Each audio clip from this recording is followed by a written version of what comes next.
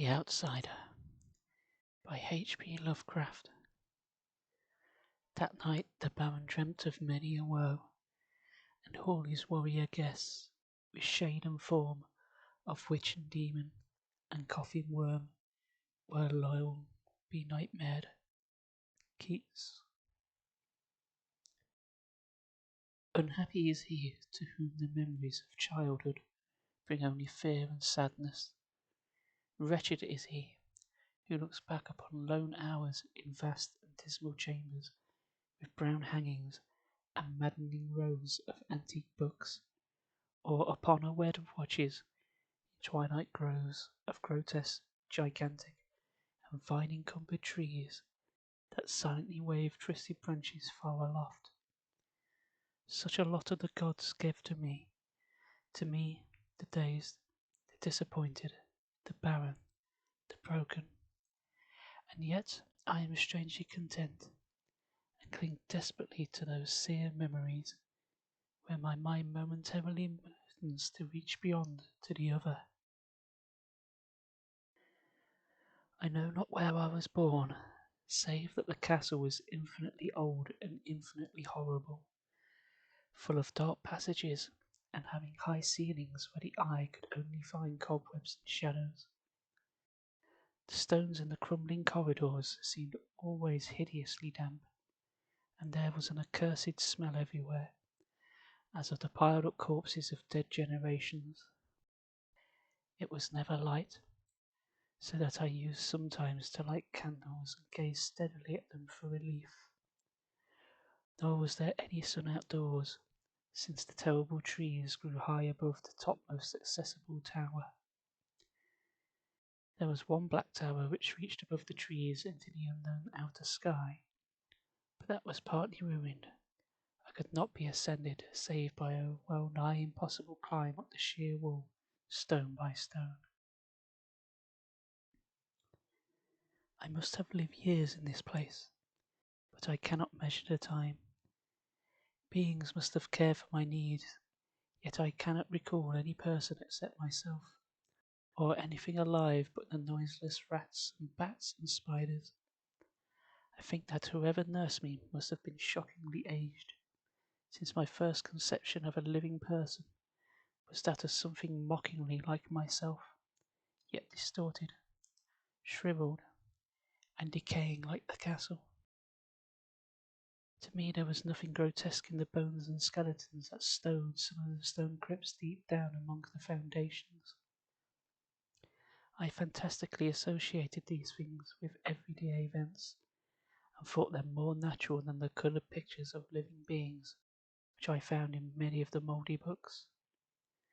From such books I learned all that I know. No teacher urged or guided me, and I do not recall hearing any human voice in all those years, not even my own. For although I had read of speech, I had never thought to try and speak aloud.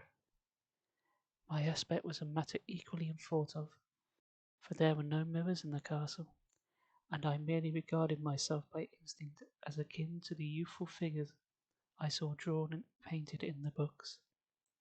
I felt conscious of youth because I remembered so little. Outside, across the putrid moat, and under the dark mute trees, I would often lie and dream for hours about what I read in the books, and would longingly picture myself amidst gay crowds in the sunny world beyond the endless forest. Once I tried to escape from the forest, but I went further from the castle the shade grew denser and the air more filled with brooding fear, so that I ran frantically back lest I lose my way in the labyrinth of nighted silence. So through endless twilights I dreamed and waited, though I knew not what I waited for.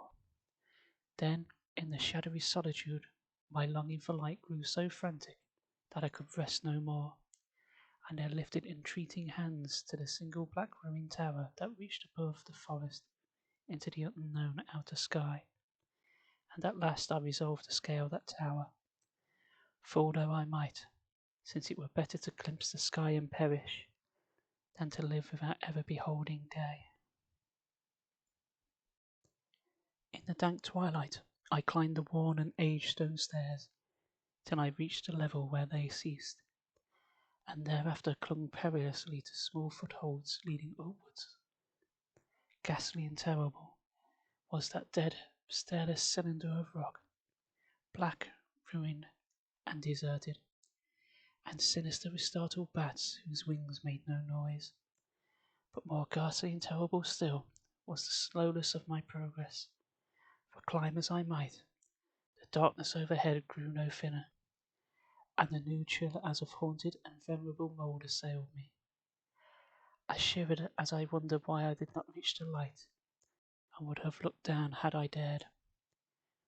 I fancied that night had come suddenly upon me, and vainly groped with one hand free from a window embrasure, that I might peer out and above, and try to judge the height I had attained. All at once, after an infinity of awesome, sightless crawling up that concave and desperate precipice, I felt my head touch a solid thing, and I knew I must have gained the roof, or at least some kind of floor. In the darkness I raised my free hand and tested the barrier, finding it stone and immovable. Then came a deadly circuit of the tower, clinging to whatever holds the slimy wall could give, till finally my testing hand found the barrier yielding, and I turned upward again, pushing the slab or door with my head as I used both hands in my fearful ascent. There was no light revealed above, and as my hands went higher, I knew that my climbs for the nonce ended, since the slab was the trapdoor of an aperture leading to a level stone surface of greater circumference than the lower tower. No doubt the floor was some lofty and capacious observation chamber. I crawled through carefully, and tried to prevent the heavy slab from falling back into place, but failed in the latter attempt. As I lay exhausted on the stone floor, I heard the eerie echoes of its fall, but hoped, when necessary, to pry it open again. Believing I was now at a prodigious height, far above the accursed branches of the wood, I dragged myself up from the floor and fumbled about for windows, that I might look for the first time upon the sky and the moon and stars of which I have read. But on every hand I was disappointed, since all that I found were vast shelves of marble, bearing odious oblong boxes of disturbing size. More and more I reflected, and wondered what hoary secrets might abide in this high apartment so many aeons cut off from the castle below. Then unexpectedly my hands came upon a doorway, where hung a portal of stone, rough with strange chiselling. Trying it, I found it locked, but with a supreme burst of strength I overcame all obstacles and dragged it inward. As I did, so there came to me the purest ecstasy I have ever known. For shining tranquillity from an ornate grating of iron, and down the short stone passageway of steps that ascended from the newly found doorway, was the radiant full moon, which I had never before seen save in dreams and in vague visions I dared not call memories. Fancying now that I had attained the very pinnacle of the castle, I commenced to rush up to the few steps beyond the door, but the sudden veiling of the moon by a cloud caused me to stumble, and I felt my way more slowly in the dark. It was still very dark when I reached the grating, which I tried carefully and found unlocked, but which I did not open for fear of falling from the amazing height to which I had climbed. Then the moon came out. Most demoniacal of all the shocks is that of the abysmally unexpected and grotesquely unbelievable. Nothing I had before undergone could compare in terror with what I now saw, with the bizarre marvels that sight implied. The sight itself was as simple as it was stupefying, for it was merely this. Instead of a dizzying prospect of treetops seen from a lofty eminence, there stretched around me on a level through the grating nothing less than the solid ground. decked and diversified by marble slabs and columns, and overshadowed by an ancient stone church whose ruined spire gleamed spectrally in the moonlight. Half unconscious, I opened the grating and staggered out upon the white gravel path that stretched away in two directions. My mind, stunned and chaotic as it was, still held the frantic craving for light, and not even the fantastic wonder which had happened could stay my course. I neither knew nor cared whether my experience was insanity, dreaming, or magic, but was determined to gaze on brilliance and gaiety at any cost. I knew not who I was, or what my surroundings might be, though as I continued to stumble along, I became conscious of a kind of fearsome latent memory that made my progress not wholly fortuitous.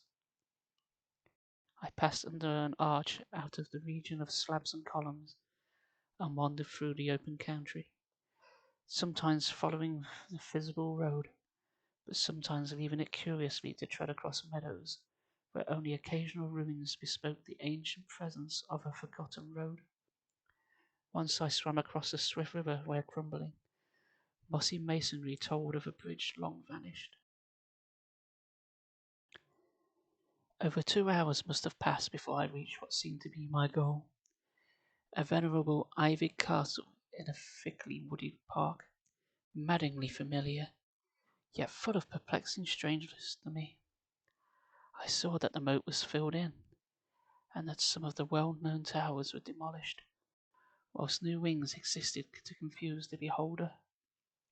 But what I observed with chief interest and delight were the open windows, gorgeously ablaze with light, and sending forth sound of the gayest revelry. Advancing to one of these, I looked in, and saw an ugly dressed company indeed, making merry, and speaking brightly to one another. I had never seemingly heard human speech before, and could only vaguely guess what was said. Some of the faces seemed to hold expressions that brought up incredibly remote recollections. Others were utterly alien. I now stepped through the low window into the brilliantly lighted room, stepping as I did so from my single bright moment of hope to my blackest convulsion of despair and realization. The nightmare was quick to come, for as I entered, there occurred immediately one of the most terrifying demonstrations I had ever conceived. Scarcely had I crossed the sill, when there descended upon the whole company a sudden and unheralded fear of hideous intensity, distorting every face and invoking the most horrible screams from nearly every throat. Flight was universal, and in the clamour and panic several fell in a swoon, and were dragged away by their madly fleeing companions. Many covered their eyes with their hands, and plunged blindly and awkwardly in their race to escape, overturning furniture and stumbling against the walls before they managed to reach one of many doors. The cries were shocking, and as I stood in the brilliant apartment alone and dazed, listening to their vanishing echoes, I trembled at the thought of what might be lurking near the unseen. At a casual inspection, the room seemed deserted, but when I moved towards one of the alcoves, I thought I detected a presence there, a hint of motion beyond the golden arched doorway leading to another and somewhat similar room. As I approached the arch, I began to perceive the presence more clearly, and then, the first and last sound I ever uttered, a ghastly sound that revolted me almost as poignantly as its noxious cause. I beheld in a full, frightful vividness the inconceivable, indescribable, and unmentionable monstrosity which had by its simple appearance changed a merry company to a herd of delirious fugitives. I cannot even hint at what it was like, for it was a compound of all that is unclean, uncanny, unwelcome, abnormal, and detestable. It was the ghoulish shade of decay, antiquity, and desolation, the putrid eidolon of unwholesome revelation, the awful bearing of which the merciful earth should always hide. God knows it was not of this world, or no longer of this world. Yet to my horror I saw its eaten away and bold revealing outlines a leering abhorrent travesty on the human shape, and in its mouldy, disintegrating apparel to any unspeakable quality that chilled me even more. I was almost paralyzed, but not too much so to make a feeble effort towards light. A backward stumble which failed to break the spell in which the nameless, voiceless monster held me. My eyes, bewitched by the glassy orbs which stared loathsomely into them, refused to close, though they were mercifully blurred, and shewed the terrible object, but instinctively after my first shock I tried to raise my hand to shut out the sight. Yet so stunned were my nerves that my arm could no longer fully obey my will. The attempt, however, was enough to disturb my balance, so that I had to stagger forward several steps to avoid falling. As I did so, I became suddenly and agonizingly aware of the nearness of the carrion thing, whose hideous hollow breathing I half fancied I could hear.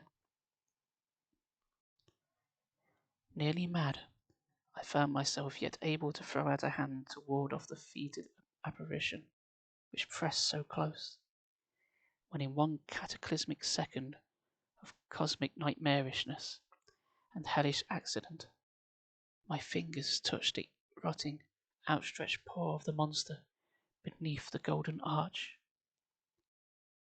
I did not shriek, but all the fiendish ghouls that ride the night wind shrieked for me, as in that same second there crashed down upon my mind a single and fleeting avalanche of soul-annihilating memory. I knew in that second all that had been. I remembered beyond the frightful castle and the trees, and recognized the altered edifice on which I now stood. I recognized, most terrible of all, the unholy abomination that stood leering before me as I withdrew my sullied fingers from its own. But in the cosmos there is balm as well as bitterness, and that balm is apparent. In the supreme horror of the second, I forgot what had horrified me, and the burst of black memory vanished in a chaos of echoing images. In a dream, I fled from that haunted and accursed pile, and ran swiftly and silently in the moonlight. When I returned to the churchyard place of marble, and went down the steps, I found the stone trapdoor immovable, but I was not sorry, for I had hated the antique castle and the trees. Now I ride with the mocking and friendly ghouls on the night wind, and play by day amongst the catacombs of Nafrin-Kha in the sealed and unknown valley of the Haydoff by the Nile. I know that night is not for me, save that for the moon over the rock tombs of Neb, nor any gaiety save the unnamed feasts of Nyctocris beneath the great pyramid. Yet, in my new wildness and freedom, I almost welcome the bitterness of alienage. For although the Nepenthems has calmed me, I know always that I am an outsider, a stranger in this century, and among those who are still men. This I have known ever since I stretched out my fingers to the abomination within that great gilded frame, stretched out my fingers and touched a cold and unyielding surface of polished glass.